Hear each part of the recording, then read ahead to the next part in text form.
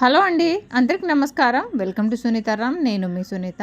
So, అందరు support చేస్తున్న ప్రతి ఒక్కరికి థ్యాంక్ యూ సో మచ్ అండి. సో, నిన్న ఒక 2 వీడియోస్ అయితే మంచిగా సపోర్ట్ చేస్తున్నారనమాట. సో, ఇట్లానే సపోర్ట్ చేస్తూ నన్ను మోటివేట్ చేస్తూ ఉండండి. కొత్త వాళ్ళైతే సబ్స్క్రైబ్ చేసుకోండి. వీడియోని లైక్ ఇచ్చి వీడియో స్టార్టింగ్ నుంచి ఎండ్ వరకు చూడండి. సో, చాలామంది అక్క నీ డైలీ రొటీన్స్ మార్నింగ్ వ్లాగ్స్ అట్లా పెట్టు బాగుంటాయి అనేసి చెప్తున్నారనమాట. సో, ఈరోజు వచ్చి గురువారం కదండి, థర్స్‌డే. సో, మార్నింగే పనంతా చేసేసుకొని పూజ చేసుకునేసరికి 10 అయిపోయిందనమాట. ఎగ్జాక్ట్‌గా 10 అయిపోయింది. సో, నా పూజ అయితే జస్ట్ ఇందాకనే కంప్లీట్ అయిపోయిందనమాట. సో, అయితే పొద్దున్నే నేను ఫ్రిడ్జ్ మొత్తం లోపల ఉంటాయి కదా ర్యాక్స్, అవన్నీ తీసి క్లీనింగ్ అయితే చేసుకున్నాననమాట. మంత్లీ వన్స్ అట్లా క్లీన్ చేసుకుంటానండి. 15 డేస్‌కి ఒకసారి నార్మల్‌గా తుడిచేస్తాననమాట. మంత్లీ ఏమో కొంచెం డీప్ క్లీన్ చేస్తాననమాట. అవన్నీ తీసి తోమేసుకుంటాను. 15 డేస్‌కి ఒకసారి నార్మల్ క్లాత్‌తో తుడిచేస్తాను. ఇక్కడ చూడండి మా వారైతే హెల్ప్ చేస్తున్నారు.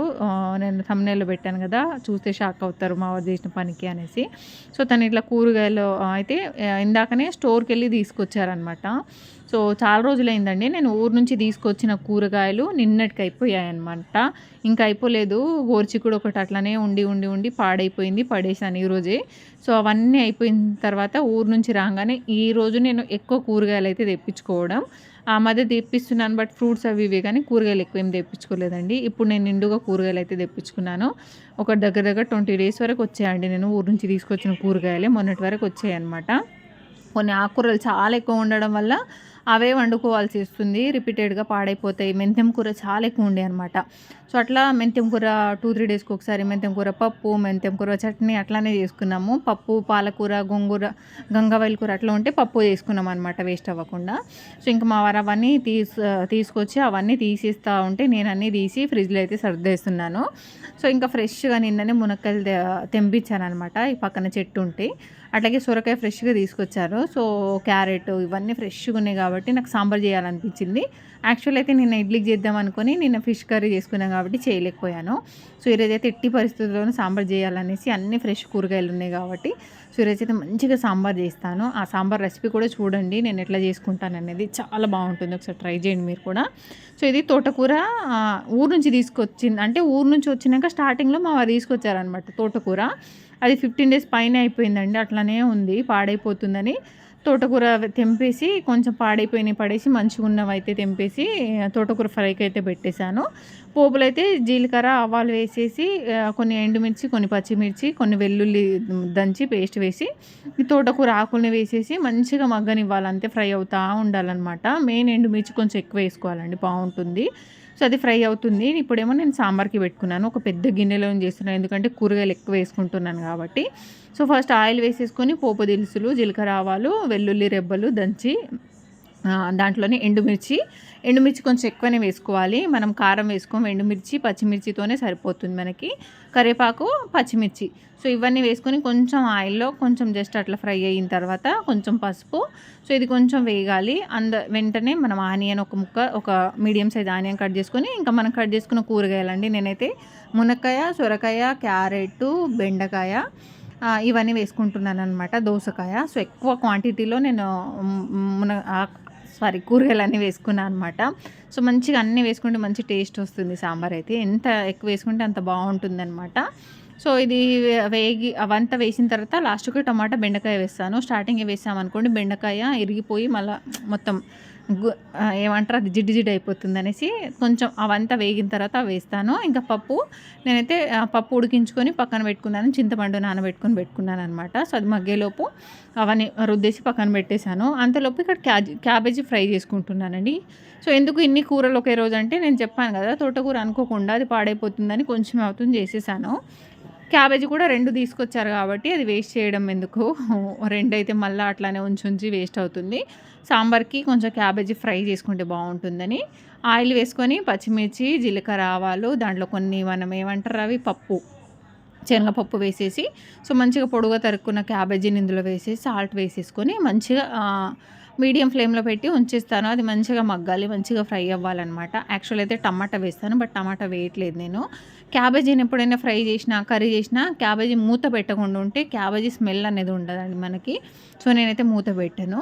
సో ఈ కూరగాయలన్నీ మంచిగా మగ్గాయి కదా, ఇప్పుడు ఇందులో మనం పప్పుని వేసేయాలి.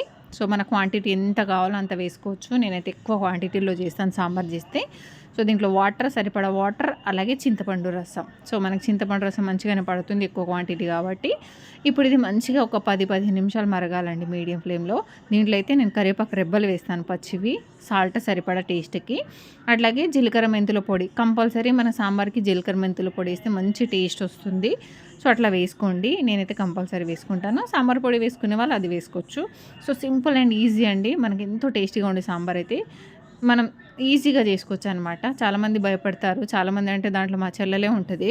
మనం ఒకరోజు సాంబార్ చేయి శిల్ప అంటే నాకు రాదని చెప్తుంది. ట్రై చేస్తేనే కదా వస్తుందంటే రాదని చెప్పి మళ్ళీ తర్వాత ఎట్లనో అట్లా చేసిందనమాట. సో ఏముందండి, మనం చేస్తే ఏదైనా వస్తుంది మనకి. రాదు అనుకుంటే ఏది రాదనమాట. సో అందుకే ట్రై చేయండి ఒకసారి, ఏదైనా చేసే ముందు రాదనుకోకుండా ట్రై చేయండి, ఖచ్చితంగా వస్తుంది ఏ పనైనా.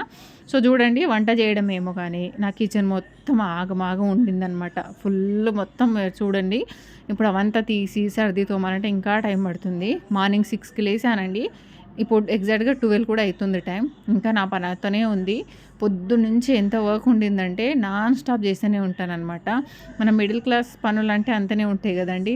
దాంట్లోనే హౌస్ వైఫ్ లేవాలి, పిల్లల్ని పంపించాలి, పిల్లల పనులు చేయాలి, వంట చేయాలి, వాళ్ళకి బాక్స్, టిఫిన్, లంచ్ అవన్నీ పెట్టి, మళ్ళీ బట్టలు ఉతికి, ఇల్లు తుడిచి, పూజ చేసుకొని, మళ్ళీ ఇంట్లో ఏమైనా ఉంటే సర్దుకుంటూ, మళ్ళీ ఆఫ్టర్నూన్కి వంట చేసిన తర్వాత మళ్ళీ తోముకున్న వాటిని మళ్ళీ తిన్నాక మళ్ళీ తోముకొని మళ్ళీ అట్లా కూర్చున్నాం. లేదా మళ్ళీ పిల్లలు వస్తారు, వాళ్ళకి స్నాక్స్ అని, వాళ్ళ హోంవర్క్స్ అని, అది అయిపోయిన తర్వాత మళ్ళీ నైట్కి వంట అని, ఇట్లా ఉంటూనే ఉంటాయి. నా ఫుల్ డే మొత్తం మన మిడిల్ క్లాస్ రొటీన్ ఇట్లానే ఉంటుందన్నమాట. So middle class day in my life, మన మిడిల్ క్లాస్ డే మొత్తం ఎలా ఉంటుంది అనేది చూపిస్తున్నాను అనమాట. సో మీకు నచ్చితే తప్పకుండా ఒక లైక్ ఇవ్వండి మర్చిపోకుండా. అలాగే కొత్త వాళ్ళైతే సబ్స్క్రైబ్ చేసుకోండి. సో ఇప్పుడైతే సాంబార్ ఒక 15 మినిట్స్ మంచిగా మరిగిందనుకోండి, లాస్ట్ మంచిగా కొత్తిమీర ఎక్కువ వేసుకుంటే మంచి టేస్ట్ ఉంటుంది. సో ఆల్మోస్ట్ అయిపోయినట్టే, క్యాబేజ్ ఫ్రై అయిపోతుంది. అంట్లయితే రుద్దేసాలి, ఆల్రెడీ రుద్దేసాను అనమాట, అది చూపించలేదు మీకు. ఇంకా నేను బట్టలు కొన్ని చేతితో ఉతికాను, కొన్ని ఏమో మిషన్కి వేసాను అనమాట. ఎందుకంటే ఎక్కువ ఉండే బట్టలు, బెడ్షీట్లు మార్చాను కదా ఈరోజు గురువారం కాబట్టి.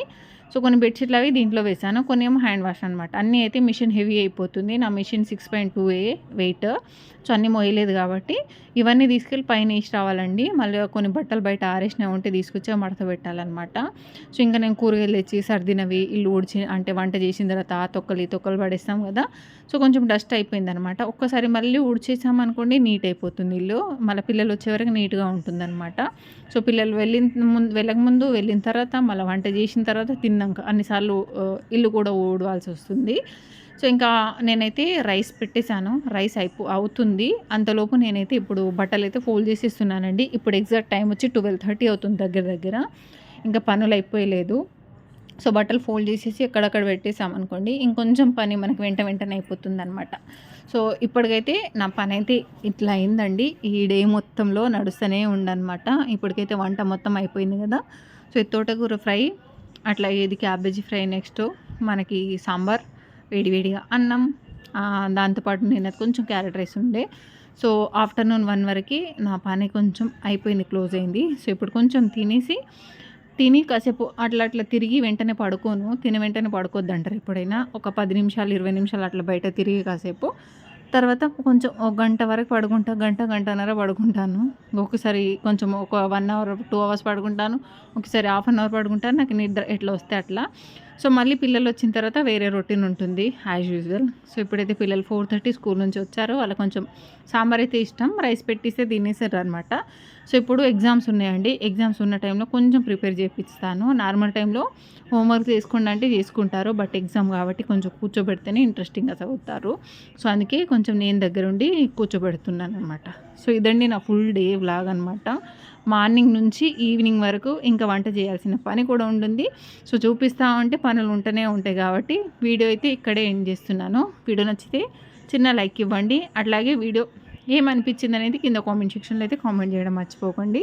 సో ఇంకా ఎలాంటి వీడియోస్ పెట్టాలో నాకు కామెంట్ సెక్షన్లో చెప్పండి.